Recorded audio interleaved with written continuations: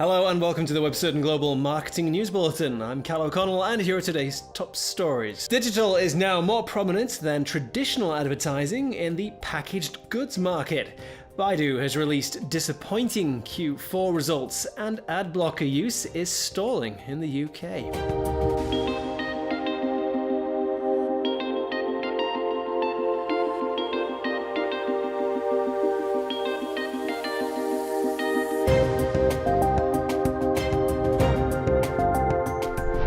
According to a new study from Cadent Consulting Group, marketers for packaged goods are now spending more on digital than all forms of traditional advertising put together. In 2016, 15.9% of marketing budgets were spent on digital, compared to 15.5% being spent on traditional ads.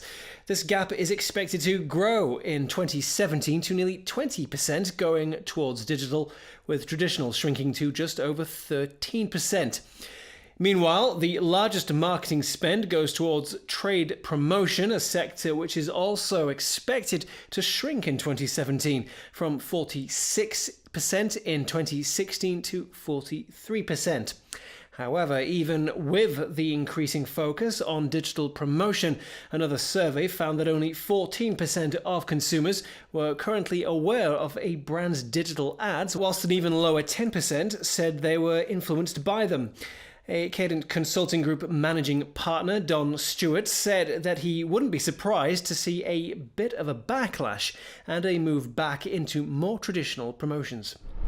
Baidu has released disappointing Q4 financial results for 2016. Its quarterly revenue of just over $380 million fell 2.6% below Q4 2015, whilst operating profit was 38% down on the same period.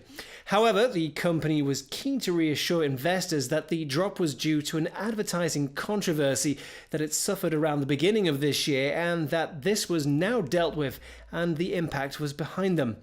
Following the controversy in April, Baidu lost more than 18% of its advertising revenue, causing its annual operating profit to fall by 14%. Baidu's CEO said that Baidu would be looking forward into 2017 with plans for its AI research, saying that it would spawn innovations and products that we have yet to imagine. Nevertheless, this reliance on AI was questioned by Mark Natkin of Marbridge Consulting, a tech research group, who said that Baidu was falling behind Alibaba and Tencent in China in the AI market due to, in many cases, being unable to secure the necessary deals with other AI companies. Ad blocking software is currently used by less than 25% of users in the UK, according to a report from the Internet Advertising Bureau. Currently, it's believed that only 22% of Brits online use the software, a number which is not growing. IAB UK's chief executive John Mew said that the predicted increase of the use of ad blocking by companies, including Apple and Samsung, hasn't materialized. He believed that users now realize that they cannot access free content without seeing the advertising that funds it.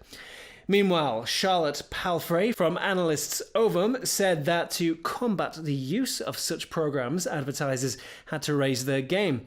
She said that when you read a magazine, adverts are part of the experience, but that no one has ever got excited about an internet advertising campaign. Another survey from YouGov found that 1 in 5 adults who have previously downloaded ad blocking software currently don't use it.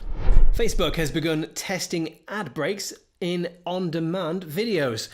The ads are planned to earn their publishers 55% of the revenue share on each advert, in the hope that this will encourage advertising producers onto the site.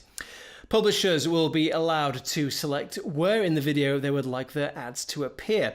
Similarly, Facebook is expanding its testing of ad breaks within its live video service, something which began last August.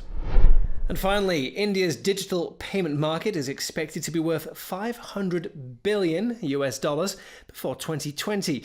This would mean that over half of the country's internet users would be using the technology within 3 years.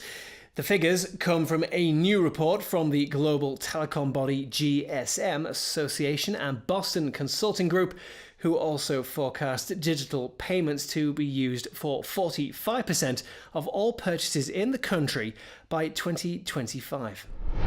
And that's all from me today. Thank you for joining us, and be sure to check out our Catch-Up TV service to access our full database of in-depth interviews with global digital marketing professionals, news, how-to videos, and more. See you next time.